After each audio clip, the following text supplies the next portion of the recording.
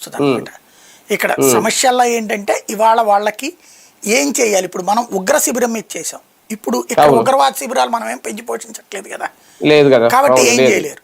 కానీ వాడు ఒక ఆస్పెక్ట్లో వాడు పాయిజనస్ పర్సన్ కదా, ఈ ఎవడైతే మునీర్ ఉన్నాడో వాడు అందులో ఈ ప్రత్యేకించి మత పిచ్చని అణువణువున కూరుకున్నాడు.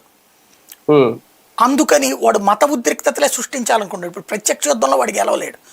అందుకని ఒక అనుమానం ఏముందంటే ఇండియాకి, వాడు ఇక్కడ ఉన్నటువంటి టెంపుల్స్ మీద అటాక్ చేశాడు అనుకోండి. ఇప్పుడు మొన్ననే ఉంది, ఇంతవరకు ఎప్పుడు లేనిది, దాన్ని ఏమంటారు సర్ప్రైజ్ అటాక్స్, లేకపోతే కనుక ర్యాండమ్ అటాక్స్ చేశారు ఇంతకాలం.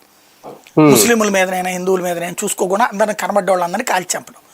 ఇప్పుడు అట్లా కాకుండా నువ్వు హిందువా ముస్లిం అని అడిగి చంపాడు, దాని ద్వారా గొడవలు సృష్టించాలనుకున్నాడు, అవ్వలేదు. ఇప్పుడు హిందూ ఆలయాల మీద వేశారనుకోండి, అప్పుడు హిందువులు రియాక్ట్ అయ్యి ఇక్కడున్న ముస్లింల మీదకి వెళ్తే దాన్ని అడ్డు పెట్టుకుని సక్సెస్ అవ్వాలన్నది వాడి ప్రయత్నం. ఆల్రెడీ మసీదుల మీద దాడులు చేశారని కూడా రెచ్చగొట్టే ప్రయత్నం మొదలైందంట కదా. అదే అట్లా చేస్తారు వాళ్ళు. అంటే ఇక్కడ ముస్లింలు కూడా అప్పుడు ఇదవుతారు. అది వాడి ఉద్దేశం. ఇప్పుడు ఒకటేంటంటే బైఫర్కేషన్ చెయ్యాలన్నట్టు, ప్రత్యక్ష యుద్ధంలో గెలవలేడు కాబట్టి ఆ రూట్లో ట్రై చేయొచ్చు. మొన్న వాళ్ళ ఎవరో అయోధ్య టెంపుల్ ఇట్లాంటివి కూడా మాట్లాడుతున్నారు కదా, ప్రధాన ఆలయాల మీదకి. కాకపోతే అంత దూరం వాళ్ళు రాలేరు. మనకి మన సరిహద్దుల్లో చాలా పటిష్టమైనటువంటి రక్షణ వ్యవస్థ ఉంటుంది. దాటి రావాలంటే వాళ్ళకి అంతంత దూరం అయోధ్యలకి, మధురలకి, కాశీల దాకా రాగలుగుతారని నేను అనుకోను.